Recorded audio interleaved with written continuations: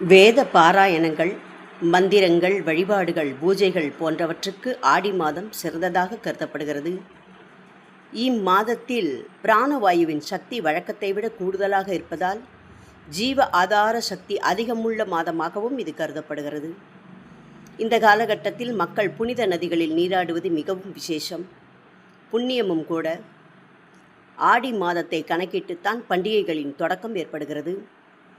கிராமப்புற தெய்வங்களான அம்மன், ஐயனாரப்பன், மதுரை வீரன், மாடசாமி, கற்பணசாமி உள்ளிட்ட கிராம தேவதைகளுக்கு சிறப்பு பூஜைகள் நடைபெறுவது இந்த மாதத்தில்தான்.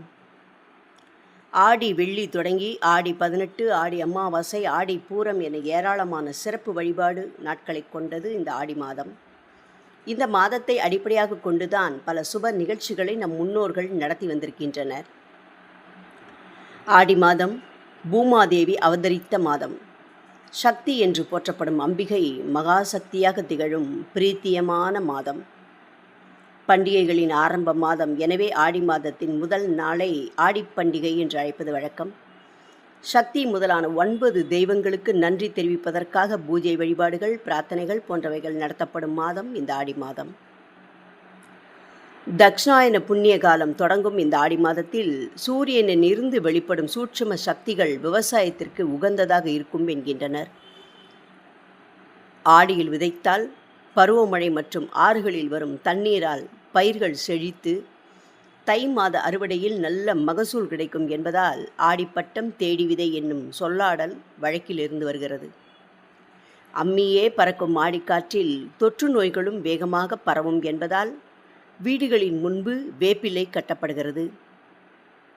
ஆஷாட மாதம் என்று கூறப்படும் இந்த ஆடி மாதம் சக்தி மாதமாக வழிபட வேண்டுமென்று ஈஸ்வரன் ஈஸ்வரிக்கு அனுக்கிரகம் செய்ததின் காரணமாக ஆடி மாதத்தில் அம்மனுக்கு உகந்த எலுமிச்சம்பழம், கூழ் ஆகியவை அர்ப்பணிக்கப்படுகிறது. இதில் விஞ்ஞான ரீதியாக ஒரு காரணமும் உண்டு. இந்த நாட்களில் உஷ்ணம் கூடியிருக்கும். ஆடி கூழை சாப்பிடும்போது அது உஷ்ணத்தை குறைத்து உடலை சீரான வெப்பநிலையில் வைத்திருக்கும். தீய சக்திகளையும் உடலுக்கு கேடு விளைவிக்கும் பாக்டீரியாக்களையும் அழிக்கும் மருத்துவ குணம் இவைகளுக்கு உண்டு. அம்மனுக்கு உகந்த ஆடி மாதத்தில் கூழ் வார்த்தல் வட மாநிலங்களில் முக்கியமான நிகழ்வாக இருக்கிறது. தென் மாவட்டங்களை பொறுத்தவரையில் ஆடி செவ்வாய், ஆடி வெள்ளி, ஆடி ஞாயிறு ஆகிய நாட்களில் விரதமிருந்தும் வேப்பிலை ஆடை தரித்தும் அலகு குத்தியும் பூமிதி திருவிழா எடுத்து வேண்டிக் கொள்வது, பால் குடம் எடுப்பது, பொங்கலிடுவது போன்ற சிறப்பு நிகழ்ச்சிகள் நடைபெறும். வெள்ளிக்கிழமை என்பது அம்பாளுக்குரிய சிறந்த நாள். இதனோடு அயனத்திற்குரிய சிறப்பும் சேர்வதால் ஆடி மாதத்தில் வரும் வெள்ளிக்கிழமைகள் அம்பாளுக்கு தனிச்சிறப்பு வாய்ந்தவைகளாக கருதப்படுகின்றன. ஆடி மாத வெள்ளிக்கிழமைகளில் மகாலட்சுமியை வழிபட்டால் வீட்டில் செல்வம் சேரும். ஆடி மாத சுக்லபட்ச திரியோதசி அன்று பார்வதி தேவியை வழிபட்டு விரதமிருந்தால் எண்ணிய காரியம் கைகூடும்.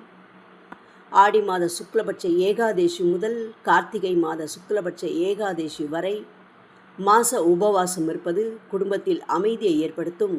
ஆடி மாத சுக்லபட்ச துவாதசியில் மகாவிஷ்ணுவை நினைத்து விரதமிருந்தால் செல்வம் பெருகும்.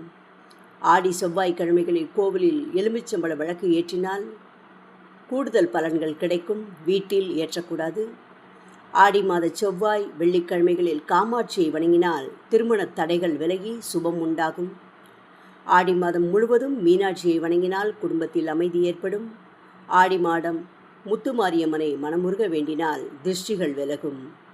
ஆடி மாதம் வளர்பிறை துவாதசி நாட்களில் தொடங்கி கார்த்திகை மாதம் வளர்பிறை துவாதசி வரை பெண்கள் துளசி பூஜை செய்து வந்தால் நினைத்தது நிறைவேறும்.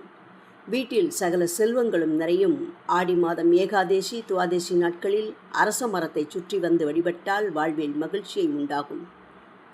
ஆடி மாதம் ஏதாவது ஒரு வெள்ளிக்கிழமையில் அம்மனை ஆகாவனம் செய்து வீட்டிற்கு வரவழைத்து வழிபடுவது சிறப்பை தரும். ஆடி மாதம் குத்து விளக்கை லட்சுமியாக பாவித்து அலங்கரித்து வழிபடுதல் வேண்டும்.